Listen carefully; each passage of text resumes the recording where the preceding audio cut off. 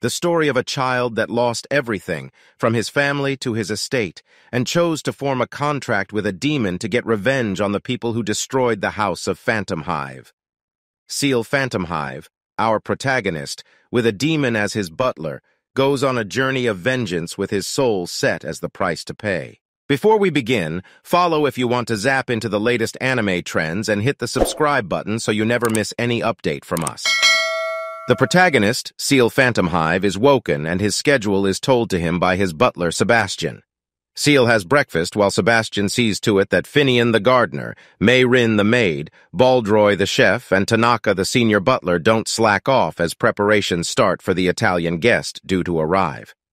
In the middle of preparations, Seal tells Sebastian to make him sweets and to take down the portrait of his parents as he is now head of the house.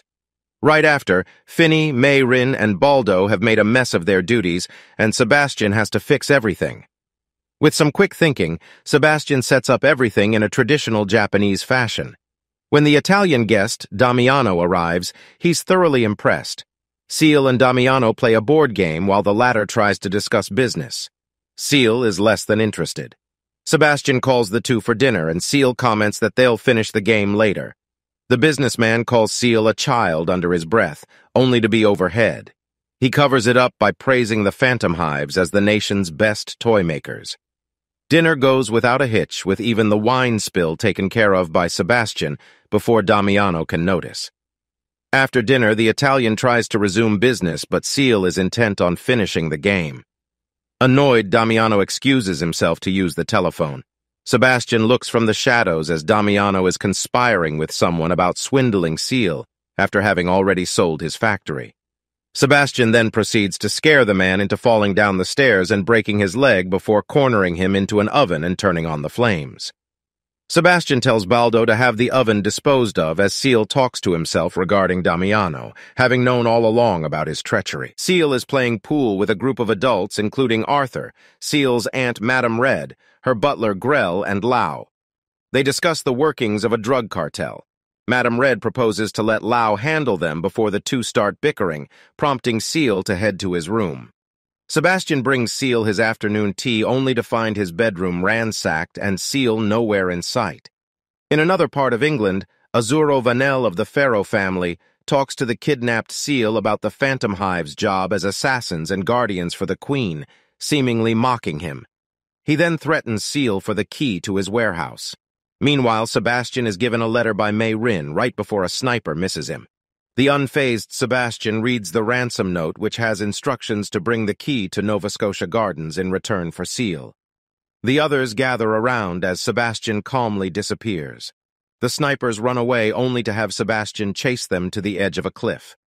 Azzurro overhears the commotion and lets his frustration out on Seal after hearing his laughter. The next thing Azzurro hears is Sebastian on the other end of the phone, asking for his master. Seal barks and Sebastian states that he'll be there soon.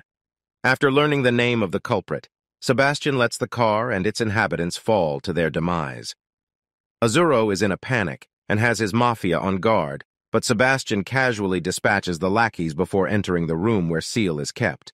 Azzurro holds Seal's hostage and asks for the key. As Sebastian takes it out, he's shot by gangsters hiding behind a painting. Azzurro then mocks Seal, taking his eye patch off, but Seal ignores him and tells Sebastian to stop playing around. This prompts Sebastian to rise up and take out the gangsters. Sebastian plays around a bit and has Seal give him an order. Seal's hidden eye glows and Sebastian twists Azzurro's arm off using telekinesis. Azzurro tries to make Sebastian switch allegiances, but Sebastian states that he is bound to Seal by a contract until the day he takes his soul. After taking care of the villain, Sebastian takes his master home. Grell has been sent to the mansion to get training from Sebastian, but he mostly ends up making a mess of things. This goes on until Sebastian accompanies Seal to the shop to get a cane. Meanwhile, Grell talks with the other servants about the history of the Phantomhives. Tanaka shows up to tell him that the manor was recently reproduced after the estate went down in flames 3 years ago and Seal's parents had passed away. Seal and Sebastian enter the mansion to find that it's decorated in a cutesy fashion. The three servants head out talking about a crazy girl before everyone finds Grell hanging by his neck. The girl in question, Elizabeth, shows up. She's the daughter of Marquis Scottney, Lady Elizabeth Ethel Cordelia Midford, and Seal's fiancé. Elizabeth then proposes to throw a ball, much to everyone's dismay. In his office, Seal and Sebastian discuss the hindrance. Sebastian notices that Seal doesn't know how to dance and forcefully begins teaching him. Elizabeth has all the servants dress up in the wackiest clothes.